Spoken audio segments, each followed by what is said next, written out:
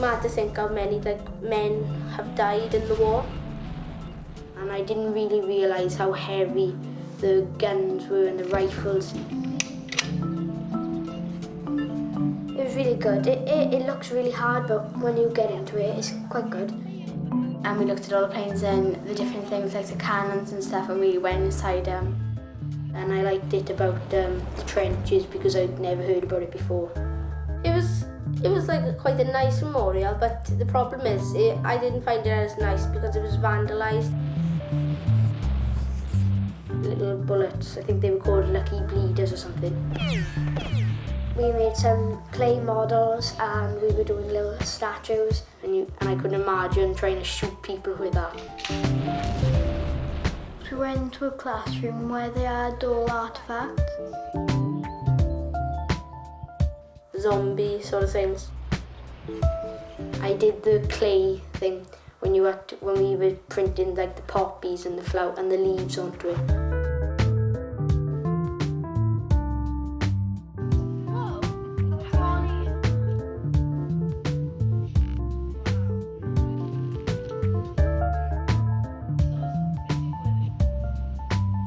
Yeah, I've really enjoyed it, but it's just been fun. We've been learning a lot, so yeah, it's been really good.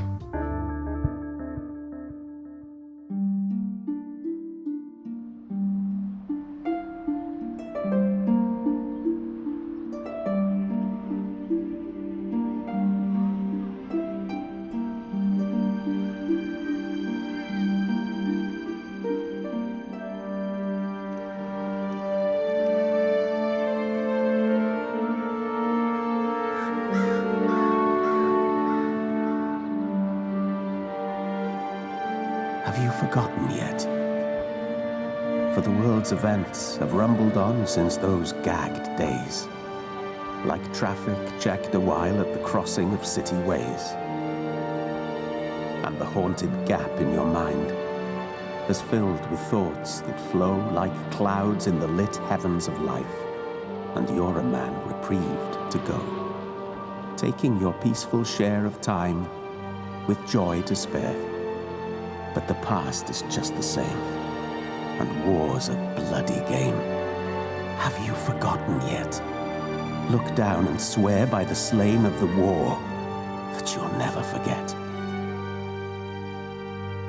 I think it's incredibly sad because it represents so many things. As well as a monument to honour the dead, it was a really beautiful piece of art, a wonderful commemorative artwork.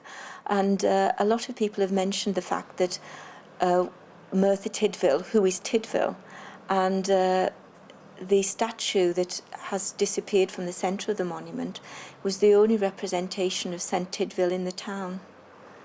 So it's very, very sad. The mother and the child and the father are the miners that represents the community. Their sons went off to war. They depicted the miner and his wife with the children looking down on the memorial itself and thinking, oh, what a waste of life war is. So these war memorials are a way of us remembering the soldiers, the fact that often bodies weren't brought back and the families do not have graves to go to pay their respects. Well, we're very lucky in Merthyr Castle Museum. We do have some war memorials on display. We have plaques, but they're protected at the end of the day. Outside in the community, what we really need to do and what I would like to see is these actual beautiful war memorials, which are a part of our history, which are beautiful objects. I want people to be able to sort of take responsibility for those so that we don't see them vandalised and we can see them as being a part of the history of the community.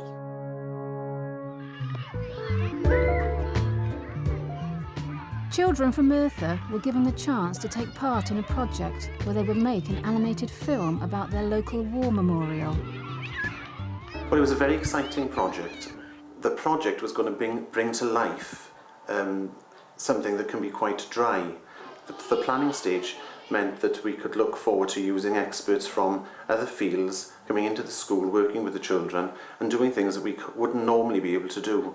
We're called Kinetic. We're an animation company. We do commercial work, but we also work with groups of young people, find a local story or subject matter, and we make a film, animated film. We decided to make a film about the Pont Morlais War Memorial. This particular memorial at Pont Morlais has been very neglected over the years, and so it seems to be quite a sort of powerful symbol of how war is forgotten. The project sort of included lots of workshops with museums, talks, visits, so the kids could get a real understanding of the sort of impact of war and the idea of remembrance, really, and why these memorials were put up. We went up to Merthyr Castle and we went up in the hall.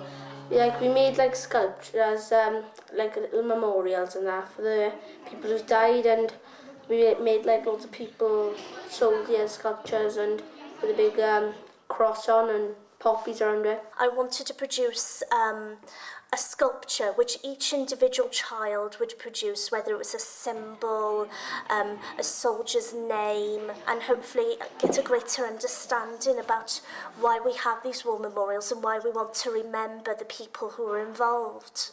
Can you tell me what yours is? It's a cannon. Sorry? It's a cannon. Cannon. And can you tell me why you've chosen a cannon? Because in the war there was people using cannons to fire at the enemy. Do you recognise that model, anybody? Can you see anything different about this model compared to the finished monument? Have a look. The angel's missing, that's right. I think it was damaged, so it was all part of the damage. People were doing things to that monument for a long time. It's all the way up here. Nearly all of us, when we look through our family history, we've all got someone who's been involved in the war, and make them realise that these monuments are about their families, the people who lived in their communities, and the fact that the past make it more real, more tangible, something that you can touch rather than a bunch of facts and figures. I grew up on Gurns Estate, and then I moved away to London for about 8 years, and then I've lived in various... We had an author who was originally from Merthyr come into the school to work with the children on writing poetry on the First World War, and he made them really think about the sort of emotions that the people during the war were going through. I am the enemy you killed, my friend. I knew you in this dark. I think, first of all, we were trying to raise consciousness of what war actually means. Anybody here got relatives in Iraq at the moment? So my task really was to get them into an imaginative state where they could put themselves in the position of somebody who was at the front. Generally, I begin getting them to focus on a dream they've had, just a dream image. Because when you dream in huge landscapes already. And then we work with those dream images to create a kind of space where we're in an imaginative space. From this different portal into a different dimension. Wow, strong stuff. Good one, really well done. And they could imagine themselves to a certain extent into the situation of somebody in a position of incredible stress. Or else we'll beat you up. So we said, go on then. We closed our eyes. I think it's really important that the children get this possibility to stimulate their imaginations, because they have this enormous imaginative potentiality that is often untapped, I think, in a school system. Great.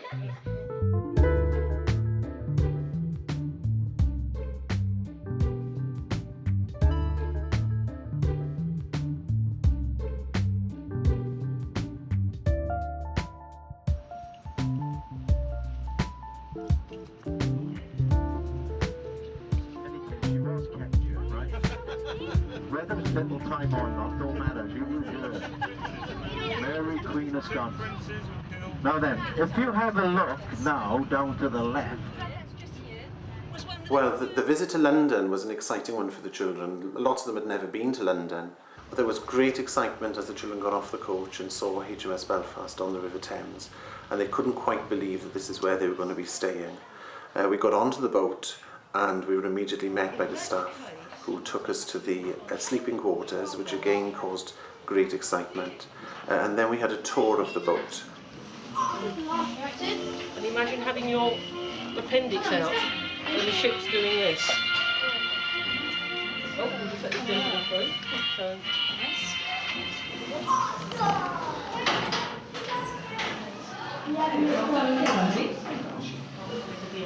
yes, you are now underwater.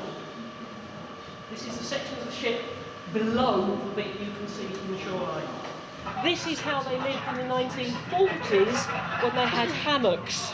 They were in here all the time except when they were working. So their food, one of them would collect their food, bring it down, and they would dish it out between them. They would spend all their free time in here.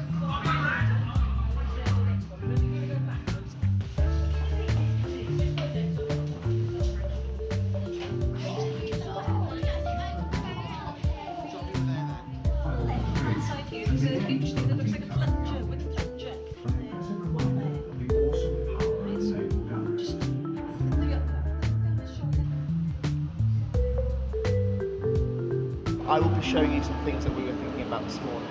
Okay? Just to answer one question, yes, it's all real. How many men do you think got inside one of these things? Yeah. It was quite interesting because when we went to the War Museum, I wasn't really expecting to learn anything new because I didn't really know that we were gonna learn about the amount of stuff that we did. What can you tell me about World War I? Yeah, at the back. It ended in 1918. It ended in 1918, okay. It must have been a surprise to people in the summer of 1914 to go to war. Why? Why do you think it would be a surprise, yeah? Because they weren't expecting it. Yeah, they weren't expecting it. Australia was part of Britain, Canada was part of Britain. I liked the fact that we had a man telling us more, and I liked it about the trenches because I'd never heard about it before. And the mud with the puddles and the water could suck a horse and a gun down in about half an hour. So why on earth would you fight a battle there? I want you to look at why these men have got their hands behind their backs, behind the back of their heads when they come through. So I'm now going to pass this far on. The Imperial War Museum, that was quite good. We went to a classroom where they had all artefacts, and then the man there, Grant, he told us all about the artefacts and what they were used for and why they were used. So, you unscrew that. Pull it. And I didn't really realise how heavy the guns were and the rifles, and I couldn't imagine trying to shoot people with that. Trying to just hold it up was a bit of an effort. I've just learned what it would have been like down in the trenches, like the smell of dead people and all shell shock and all that sort of stuff.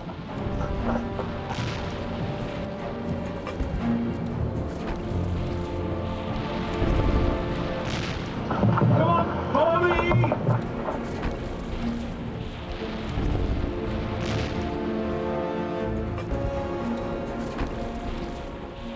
You know, London has got some amazing memorials, so we took them to the Cenotaph in Whitehall. The Cenotaph was something that they'd seen on television before, and actually being there and looking at it and hearing about what it meant, again brought the whole thing to life for them. It's mad to think how many men have died in the war. About 60,000 people died in one day on one part of the war. So it's quite weird to think how many dead people would have been around, and you couldn't bury them, so you'd have to keep them in the trenches and sleeping with a disgusting smell. And the memorials tend to put thoughts into your head, what would have happened if that happened today.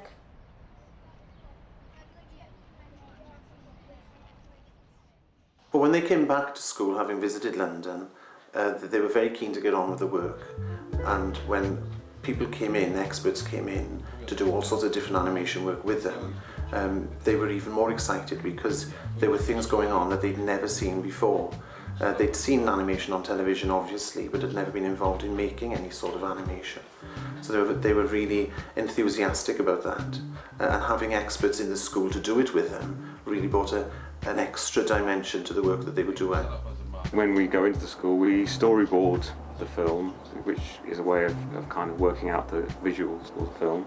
Following that, we kind of create the animation in the school, working directly underneath the camera with different materials, sand, drawing, cutout, and we produce the actual artwork with the children. What we wanted them to do actually was look at war artists from that era. We were particularly looking at Otto Dix. He's a German artist from the First World War, and he really did some amazing pictures of his experiences in the war. This man who drawed in the war, now like if I see charcoal I might buy it and like draw in his style of the film, because it's quite a good style. As you said, like it's not too neat or it's not too tidy, so it sort of puts the emotions into the picture. Yeah, we've done loads of drawing with charcoal, and we had to do loads of pictures. We've done some sand animations. Well, sand animation is a way of creating animation directly underneath the camera with the children, and they see the results straight away, so it's quite kind of exciting in that way. It's good for certain kinds of subjects, so because this was about war and a lot of it was at night, in the trenches kind of thing, the sand animation was quite a suitable medium. It was really good. It looks really hard, but when you get into it, it's quite good. You use your finger and you look on a computer. Use either some pencil to make thinner lines, and you gotta light it up. So after we've been in the school, we've got a lot of material together, artwork. When we come back to the studio, we put that all together in After Effects. We sort of layer up the children's artwork to create more elaborate scenes. Well, this particular project is a collaborative piece between us as professional filmmakers and the young people, using a combination of their artwork and our own drawing, which makes up the finished film.